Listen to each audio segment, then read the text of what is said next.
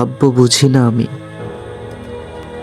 বুঝি না কোনো গল্প যার শীতল স্পর্শে মন মলিন হয়ে যায়। তাকে পাবার আশায় দিবা প্রহর পেরিয়ে যায়। নিপুণ হাসির মাঝে তাহার নীরবতা, মন চায় তাকিয়েই থাকি। তাতে ক্ষতি কি? পেরিয়ে যাক যুগের পর যুগ, সন্ধ্যার গোধূলি সূর্যের রঙে যেন রাঙিয়েছে বহুবার। তাহার কাছে যেন প্রকৃতি ধরা দেয় তাকে রাঙ্গাবে বলে। এই যে তোমায় নিয়ে গেল এক জটিল অসুখ, তারপর থেকে আমি আর কবিতা লিখতে পারিনি।